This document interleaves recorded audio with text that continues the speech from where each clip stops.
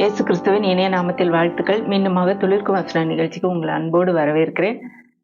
மற்றுமொரு செய்தியோடு உங்களை சந்திக்கிறது மகிழ்ச்சி.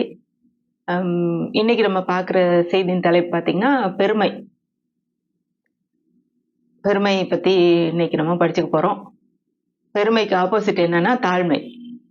அந்த பெருமை அப்படிங்கும்போது நமக்கு அதனால என்ன ஒரு பெரிய தீமை நடந்துற போகுது அப்படின்னு நம்ம நினைக்கலாம். ஆனா பெருமையா இருக்கிறதுனாலே நிறைய காரியங்கள் நமக்கு கிடைக்காம போகுது. ஆனா தாழ்மையா இருக்கும்போது நிறைய காரியங்கள் தேவனிடத்துல இருந்து மட்டுமல்ல எல்லாரிடத்துல இருந்து கிடைக்கிறதுக்கு ஒரு ஒரு ஏதுகரமா இருக்குது. அதாவது பள்ளத்தை நோக்கி தண்ணி பாயிற மாதிரி தாழ்மையை நோக்கி தேவ கிருபை பாயும் அப்படின்னு நான் எழுதி வச்சிருக்கேன். இப்ப தேவ கிருபை நமக்கு வேணும்னா தாழ்மையா இருக்கிறவங்களுக்கு தான் தேவ கிருபை கிடைக்குது அப்படின்னு சொல்லி நம்ம வேதத்தின் அடிப்படையில பார்க்கலாம். நம்ம எல்லாருக்கும் தெரிஞ்சிருக்கோம். தானியல்ல நேபுகாத்நேச்சார் ஒரு காரியத்தை சொல்றார். 4:30 தானியல் 4:30 இது என் வல்லமையின் பராக்கிரமத்தினாலும் என் மகிமைக்கு பிரதாபத்துக்கென்று ராஜ்யத்துக்கு அரண்மனையாக நான் கட்டின மகா பாபிலோன் அல்லவா என்று சொன்னான். இந்த வார்த்தை ராஜாவின் வாயில் இருக்கும்போதே வானத்திலிருந்து ஒரு சத்தம் உண்டாகி, ராஜாவாகிய நேபுகாத்நேச்சாரே, ராஜ்யபாரம் உன்னை விட்டு நீங்கிற்று, மனுஷரிலிருந்து தள்ளப்படுவாய் அப்படின்னு சொல்லி அவனுக்கு ஒரு 7 வருஷம் அவன் மனுஷன் மாதிரியே இல்லை, மிருகம் மாதிரி ஆகி காட்டுக்குள்ள சாப்பிட்டுட்டு வீட்டுக்குள்ள இல்லாம வெளியே அலைஞ்சிட்டு இருந்தாவன் 7 வருஷத்துக்கு பிறகு ஆண்டவரை நினைச்சு பார்க்கறான். ஆண்டவர் எவ்வளவு பெரியவர் அப்படின்னு என்னைக்கு அவரை நினைச்சானோ அந்த டைம்ல அவனுடைய புத்தி அவனுக்கு திரும்பி வந்தது அப்படின்னு சொல்லி போட்டிருக்கு. 4:36 அவ்வேளையில் என் புத்தி எனக்கு திரும்பி வந்தது, என் ராஜபாரத்தின் மேன்மைக்காக என் மகிமையும் என் முகக்களையும் எனக்கு திரும்பி வந்தது அப்படின்னு சொல்லி அவனே சொல்றான். இது எல்லாமே நேபுகாத்நேச்சர் எழுதின ஒரு அதிகாரம். இப்போ இந்த பெருமைப்பட்ட உடனே அவனை கீழே தள்ளப்பட்டான் அப்படின்னு பாக்குறோம். இன்னும் நிறைய வசனங்களை நான் இன்னைக்கு காட்டலாம்னு நினைக்கிறேன். இந்த பெருமைக்கு தேவன் எதிரானவர்ன்ற என்பதை குறிப்பதற்குரிய வசனங்கள். சங்கீதம் 138:6 கர்த்தர் உயர்ந்தவராயிருந்தும் தாழ்மையுள்ளவனே நோக்கி பார்க்கிறார், மேட்டிமையானவனையோ தூரத்திலிருந்து அறிகிறார். இப்போ மேட்டிமையா இருக்கிறான்றத தூரத்துல இருந்தே பார்த்துட்டு விட்டுறாராம். தாழ்மை உள்ளவங்கள நோக்கி பார்க்கிறாராம். அவங்க மேல இரக்கமா அவங்கள பாக்குறாரு. ஆனா இவங்களை தூரத்துல இருந்தே பாத்துறாரு. நீதிமொழிகள் 3:34 இகழ்வோரை அவர் இகழுகிறார், தாழ்மை உள்ளவர்களுக்கோ கிருபை அளிக்கிறார். தாழ்மை உள்ளவர்களுக்கு தான் தேவனுடைய கிருபை கிடைக்குது அப்படின்னு சொல்லி இந்த வசனம் சொல்லுது. நீதிமொழிகள் 6:17 அதுக்கு 16 6 தேவனுக்கு அருவருப்பானவைகள் சொல்லி அருவருப்பான காரியங்கள் தேவனுக்கு பிடிக்காதா, அது அருவருப்புனா நமக்கு எப்படி இருக்கும், ஒரு சில காரியங்களை பார்க்கும்போது நமக்கு அது பிடிக்கவே செய்யாதுல. அந்த மாதிரி காரியத்துல ஒண்ணு பாத்தீங்கன்னா மேட்டிமையான கண், பொய் நாவு, குற்றமற்றவருடைய ரத்தம் சிந்தும் கை அப்படின்னு சொல்லி வருது. அதுல முதல்ல மேட்டிமை தான் வருது. பெருமைக்கு ஓட சேர்ந்தது ஒன்று பார்த்தீங்கன்னா மேட்டிமையான இருதயம். தன்னைத்தானே நான் தான் பெஸ்ட், என்னை விட்டா யாரும் இந்த உலகத்துல நல்லவங்க கிடையாது, என்னை விட்டா சிறந்தவங்க யாருமே கிடையாது, என்னாலதான் எல்லாமே முடியும் அப்படின்னு சொல்லி தன்னைத்தானே உயர்த்துகிற ஒரு காரியம்தான் மேட்டிமை. நீதிமொழி 8:13 தீமையை வெறுப்பதே கர்த்தருக்கு பயப்படும் பயம், பெருமையையும் அகந்தையையும் தீய வழியையும் புரட்டுவாயும் நான் இருக்கிறேன். இதுல பெருமையோட சேர்ந்து இன்னொன்னு அகந்தை. இதுவுமே இந்த பெருமை மாதிரி தான். மேட்டிமை, அகந்தை, பெருமை இதெல்லாம் ஒரே சொந்தக்காரங்க. அடுத்து பாத்தீங்கன்னா இன்னொரு காரியம், இந்த பெருமையோட விளைவு பாத்தீங்கன்னா நீதிமொழிகள் 16:18 அழிவுக்கு முன்னானது அகந்தை, விழுதலுக்கு முன்னானது மன மேட்டிமை. இப்போ நம்ம மேட்டிமையா இருந்தோம்னா அடுத்து விழ போறோம் அப்படின்னு அர்த்தம் அப்படின்னு சொல்லப்பட்டிருக்கு இந்த வசனத்துல.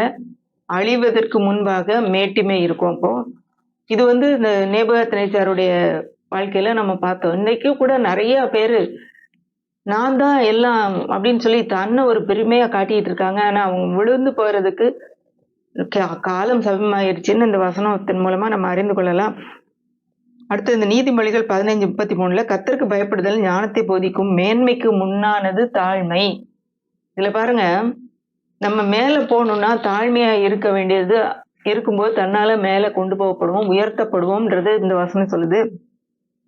நீதிமொழிகள் 18 அது வாசிச்சாச்சு. அழிவுக்கு முன் மேன்மைக்கு முன்னால தாழ்மை இப்ப நான் வாசித்தேன்.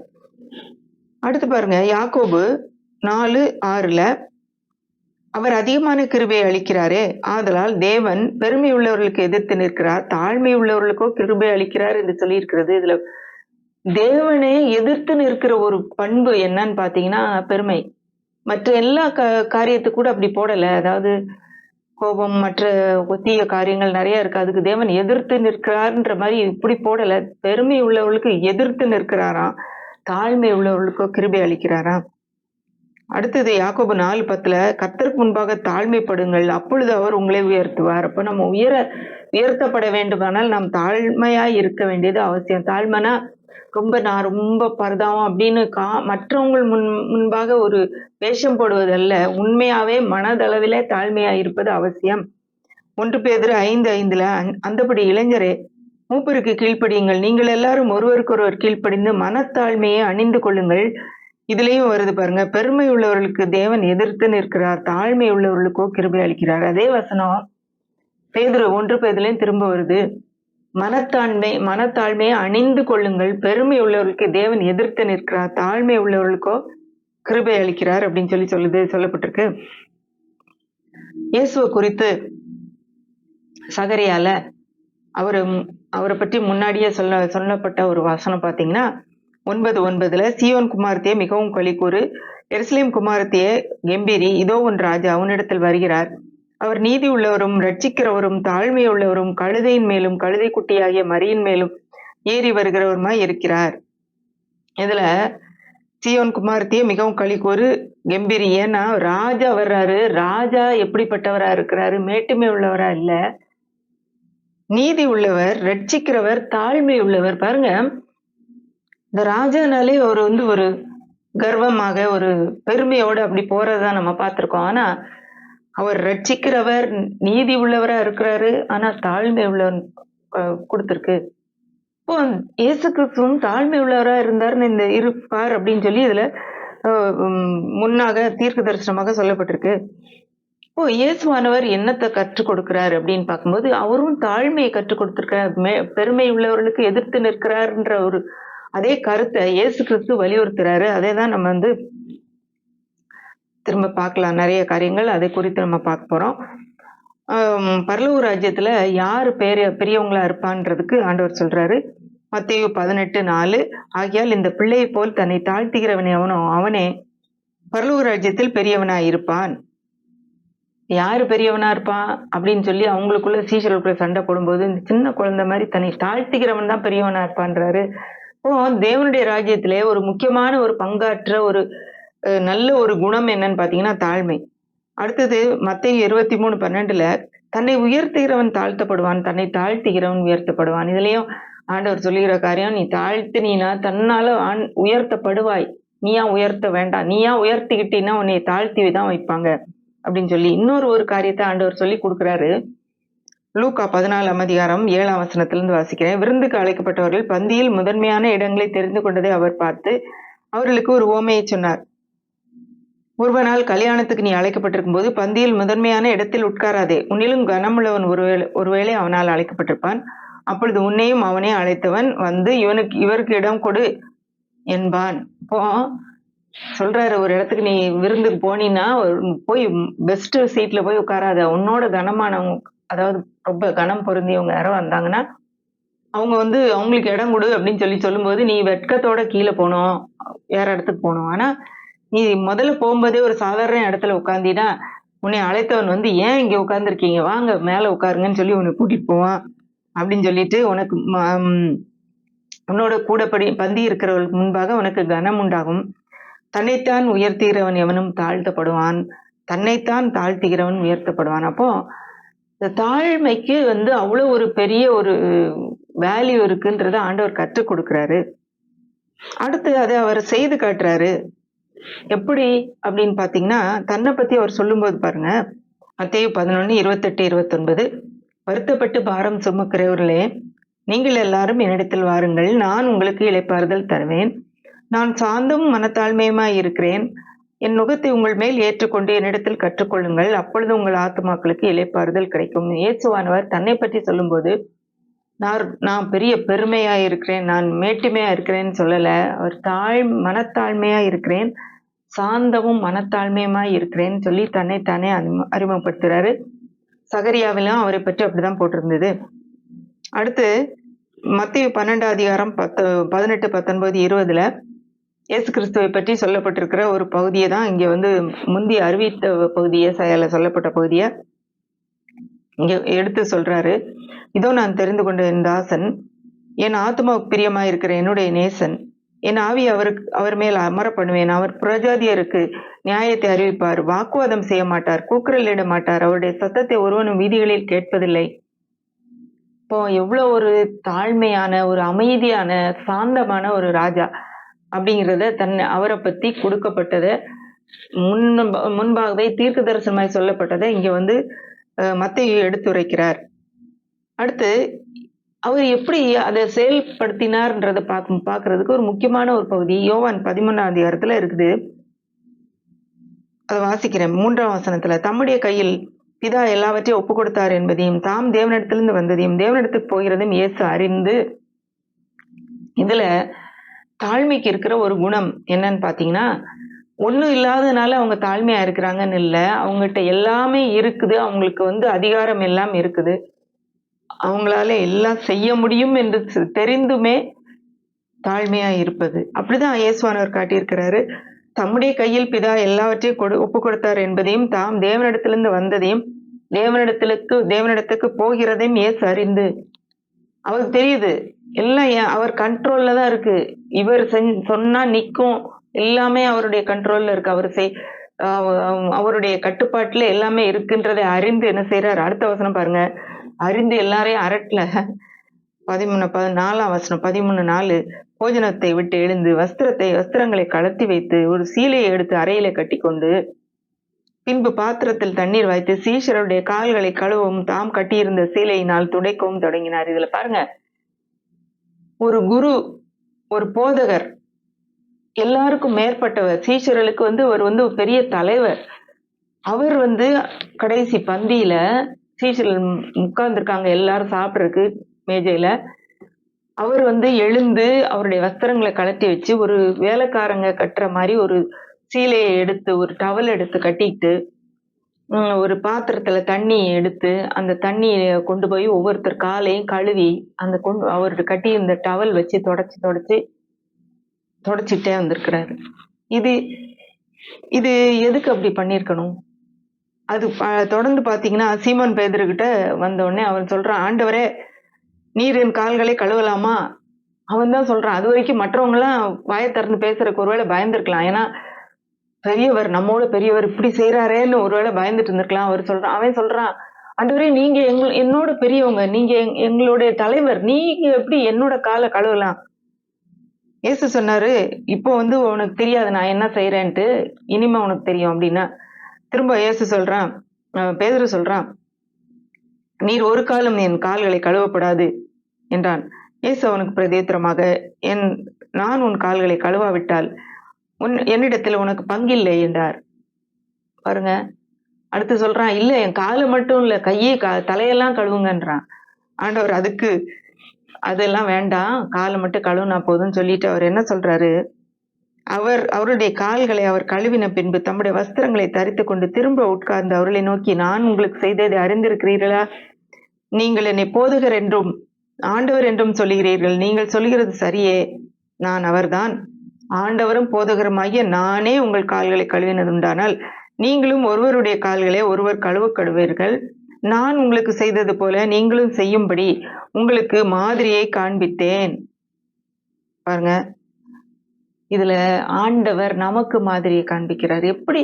அவருக்கு கீழே அவர் ட்ரெயின் பண்ணவங்க, அவர் பயிற்சி கொடுத்துட்டு இருக்காரு. சாதாரண மக்கள், ஒன்றும் தெரியாதவங்க. ஆனா இவர் தேவனாய் உலகத்துல வந்தவர், எல்லாம் அவருடைய கட்டுப்பாட்டுல இருக்கு. இவங்க எல்லாம் அவருக்கு கீழே தான் இருக்கிறாங்கன்னு தெரிந்துமே அவர் சீலையை கட்டி ஒரு பாத்திரத்துல தண்ணி எடுத்து ஒருத்தர் கால்களை ஒருத்தர் கழுவுறேன்னா நீங்களும் கால்களை கழுவுங்கள் அப்படின்னு சொல்றாரு. அப்படின்னா என்ன அர்த்தம்? ஒருவருக்கு ஒருவர் தாழ்மையாய் பணி செய்யுங்கள். உங்களை நீங்களே பெருமையா எடுத்துக்கொள்ளாதீங்க. ஒரு சர்விங் மென்டாலிட்டி, ஒரு மற்றவர்களுக்கு பணி செய்யும் ஒரு ஒரு தாழ்மை குணம் வந்து நமக்கு தேவை. எந்த இடத்துல போனாலும் நம்ம ஒரு உயர்ந்த இடத்துல இருக்கிறோம். நம்ம இதெல்லாம் எப்படி செய்றது? இதெல்லாம் நம்ம செய்ய மாட்டோம் அப்படின்னு இல்ல. தாழ்மையாய் எல்லாவற்றையும் மற்றவர்களுக்கு செய்வதற்கு, இறங்குவதற்கு நம்ம வந்து ரெடியா இருக்கணும். இதுதான் வந்து உண்மையான தாழ்மை. அதத்தான் வந்து ஆண்டவர் காட்டுறாரு. அடுத்து பாருங்க, இது மட்டும் இல்ல, அவர் தேவன், முற்றிலுமா தேவன், முற்றிலுமா மனிதன். அவர் தெரியும், அவருடைய படைப்புகள் தான் மனுஷங்க. உலகத்துல வந்தார். யோவான் 1 அதிகாரத்துல வந்து உலகத்துல வந்தாலும் அவங்க வந்து அவங்கள அறிந்து கொள்ளல மனுஷர்கள் அப்படின்னு சொல்லி நம்ம பாக்குறோம்.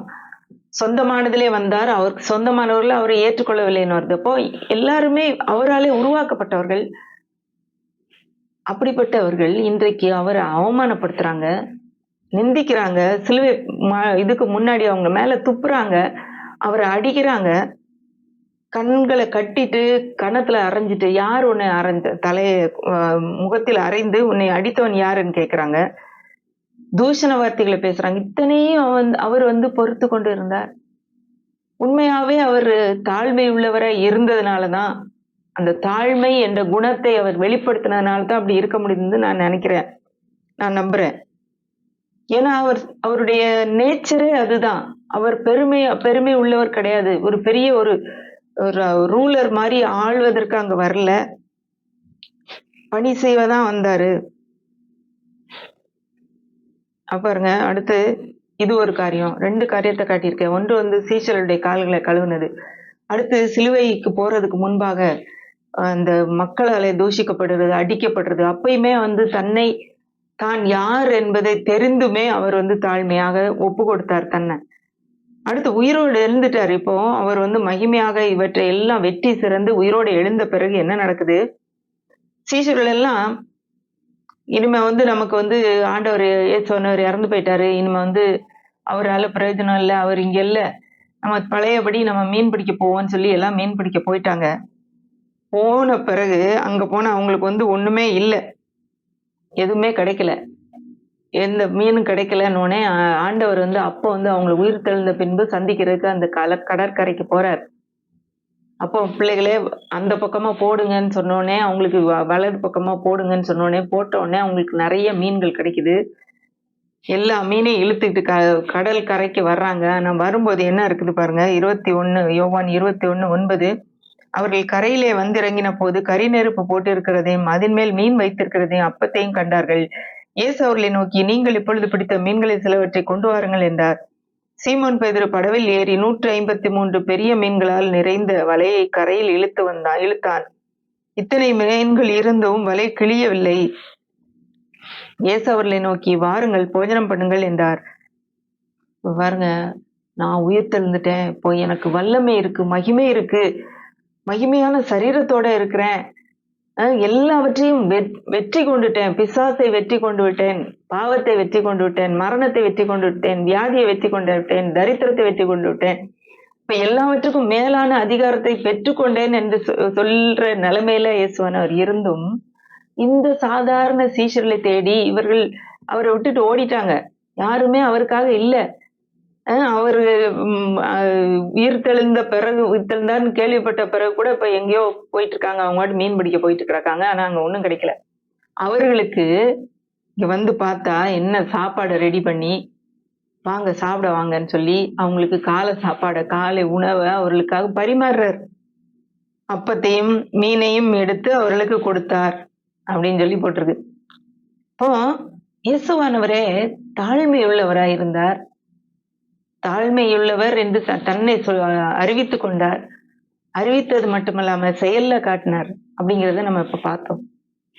அடுத்து பாருங்க, நமக்கு பிலிப்பியர் அதாவது நிருபங்கள்ல வருகிற சில வசனங்களை நான் காட்ட விரும்புகிறேன். நம்ம எப்படி இருக்கணுமா? பிலிப்பியர் 2:3 10ஆம் வசனம் 11ஆம் வசனம் வரைக்கும் கூட நான் வாசிக்கிறேன். அந்த கிறிஸ்துவை பற்றி ஒரு பவுல் அப்போஸ்தலன் எழுதுறாரு. ஒன்றையும் வாதினாலாவது வீண் பெருமையினாலாவது செய்யாமல் மனத்தாழ்மையினாலே ஒருவரை ஒருவர் தங்களிலும் மேலானவர்களாக எண்ணக்கடவீர்கள். அவன் தனக்கானவைகளை அல்ல பிறருக்கானவைகளையும் நோக்குவானாக. கிறிஸ்து இயேசுவிலிருந்த சிந்தையே உங்களிலும் இருக்க கடவது. அவர் தேவனுடைய ரூபமாயிருந்தும் தேவனுக்கு சமமாயிருப்பதை கொள்ளையாடின பொருளாக எண்ணாமல் தம்மை தாமே வெறுமையாக்கி அடிமையின் ரூபம் எடுத்து மனுஷ சாயலானார்.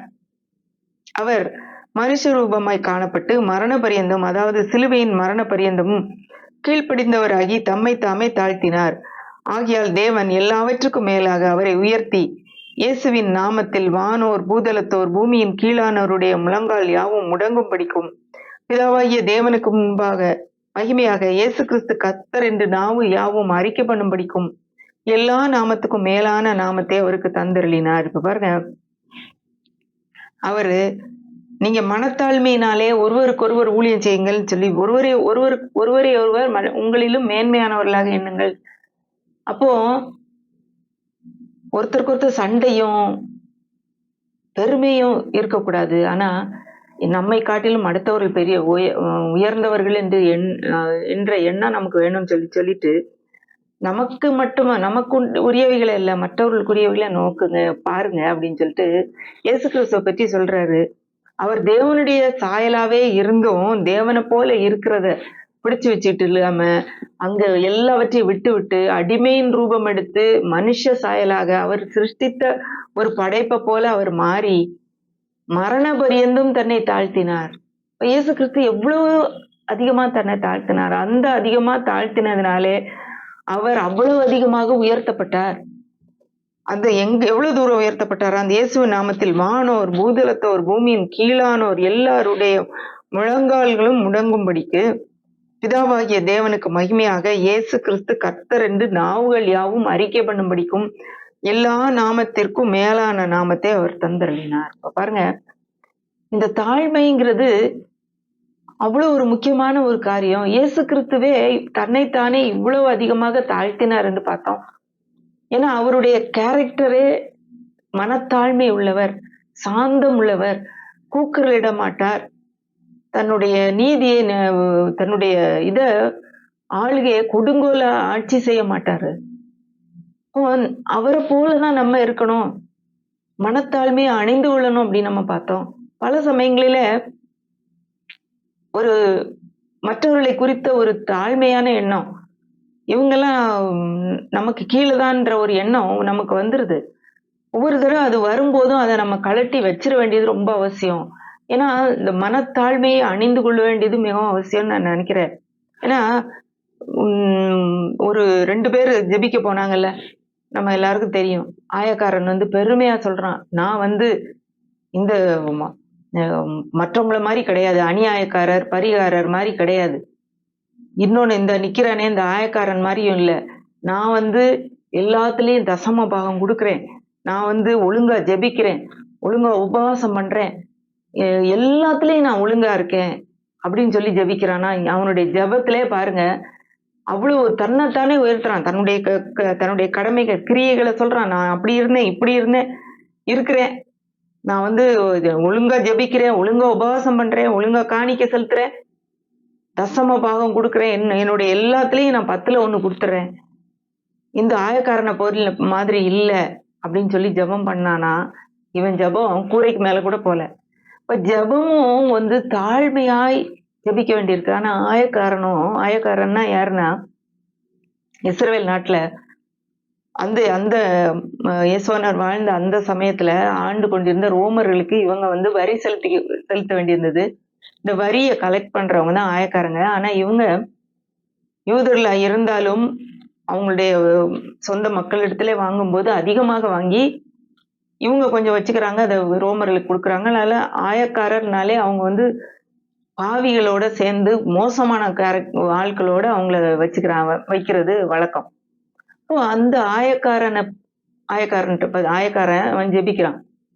இவங்க 2 பேர் இருக்காங்க. முதல்ல ஜெபித்தவன் பரிசேயன், அவன் ரொம்ப நீதிமான் என்று தன்னை காட்ட விரும்பி ஜெபிக்கிறான். ஆனா ஆயக்காரன் உள்ள கூட வராம தள்ளி நின்னுட்டு மார்பிலே அடித்து கொண்டு தன்னை கையை வச்சு அடிச்சுக்கிட்டு, ஆண்டவரே பாவியாகிய என் மேல் கிருபையாயிரும் என்று சொல்லி ஜெபித்தான். அவனல்ல, இவனே நீதிமானாக்கப்பட்டு தன்னுடைய வீட்டுக்கு திரும்பி போனான்னு சொல்லி ஆண்டவர் சொல்றாரு. அப்போ தன்னை நீதிமான்னு சொல்லி நினைச்சு தன்னுடைய நான் இப்படி இருக்கேன், அப்படி இருக்கேன், நான் இதெல்லாம் செய்யறேன்னு சொல்லி ஜெபித்தவன் அல்ல, எனக்கு ஒண்ணுமே இல்லப்பா, என்னால ஒண்ணும் முடியாது, நான் பாவியா இருக்கிறேன், எனக்கு உங்களுடைய இரக்கம் தேவைன்னு சொல்லி கேட்டவன் தான் நீதிமானாக்கப்பட்டு திரும்பி போனான்னு சொல்லி அந்த அந்த பகுதியில நம்ம வாசிக்கிறோம். இதெல்லாம் நமக்கு தெரிஞ்ச பகுதி தான். இதை ஏன் சொல்ல வரேன்னா, இந்த தாழ்மை ஆண்டவரை ஏற்றுக்கொள்வதற்கும் இந்த தாழ்மை அவசியமா இருக்குது.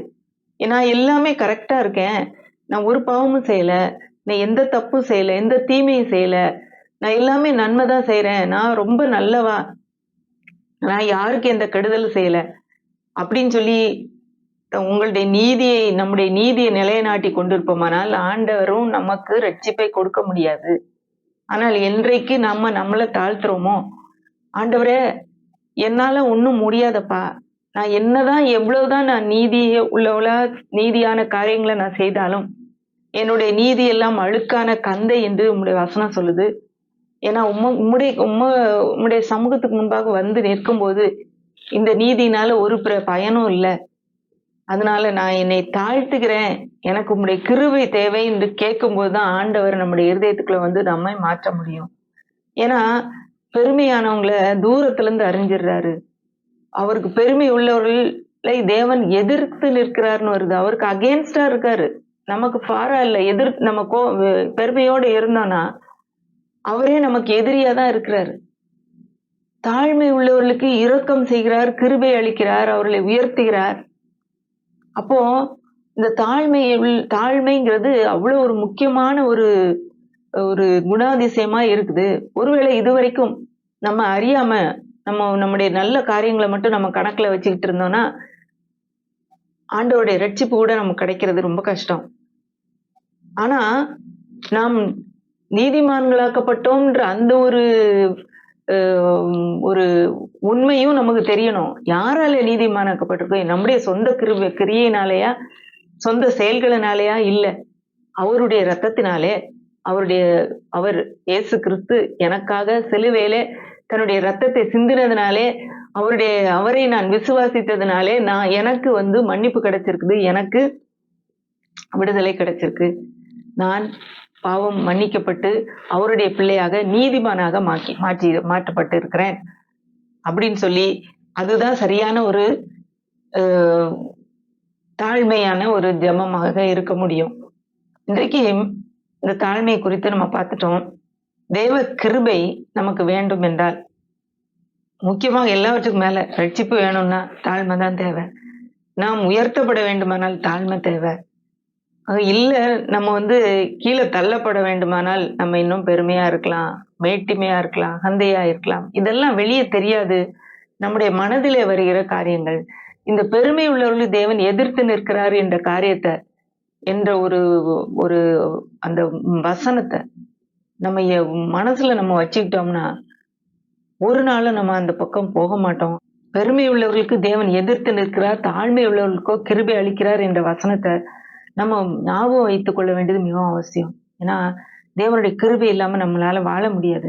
இந்த உலகத்துல வாழ்வதற்கு ஒவ்வொரு நாளும் அவருடைய கிருபை தேவை. அவருடைய கிருபையை சார்ந்து வாழ்ந்து கொள்வோம். எப்படி தண்ணி வந்து மேட்டுல நிக்காம பள்ளத்தை நோக்கி பாய்ந்து ஓடுதோ, அதே போல தாழ்மையான இருதயத்தை நோக்கி தேவனுடைய கிருபை பாய்ந்து செல்லும். அப்படிப்பட்ட கிருபையை தேவன் நமக்கு தருவாராக. கண்களை மூடி நம்ம ஜெபிக்கலாம். அன்புல ஆண்டவரே, இந்த அருமையான நேரத்துக்காக நன்றியோடுமை துதிக்கிறோம் அப்பா, அம்மை ஸ்தோத்தரிக்கிறோம். இந்த நேரத்துல கர்த்தாவே, நீர் எங்களுக்கு கற்றுத்தந்த உம்முடைய பண்புக்காக நன்றி சுவாமி.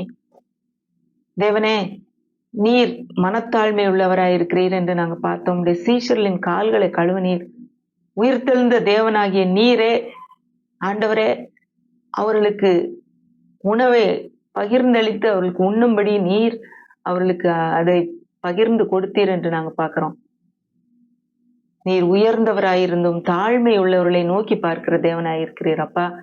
மேட்டிமையானவர்களை தூரத்திலிருந்து அறிகிறேன் என்று நாங்கள் பார்க்கிறோம் சுவாமி.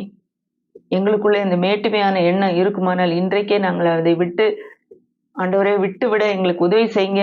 தாழ்மை உள்ளவர்களாக, மனத்தாழ்மையை அணிந்து கொண்டவர்களாக மற்றவர்களை எங்களை காட்டிலும் மேலானவர்களாக எண்ண நீர் எங்களுக்கு உதவி செய்யும்படி ஜெபிக்கிறோம். தொடர்ந்து இந்த உம்முடைய அருமையான பண்பை எங்கள் வாழ்க்கையில ஒவ்வொரு நாளும் செயல்படுத்த எங்களுக்கு உதவி செய்யுங்க. உம்முடைய கிருபை எங்களுக்கு தினந்தோறும் தேவை. உம்முடைய கிருபை இல்லாம எங்களால வாழ முடியாது. தாழ்மை உள்ளவர்களுக்கு நீர் கிருபை அளிக்கிறீர். இந்த வசனத்தின்படி நாங்கள் தாழ்மையாய் நடந்து கொள்ள எங்களுக்கு உதவி செய்யுங்க. நீரே எங்களுக்கு உதவி செய்து எங்களை ஆசீர்வதிக்கும்படி ஜெபிக்கிறோம். இயேசுவின் மூலம் கேட்கிறோம் பிதாவே. ஆமென்.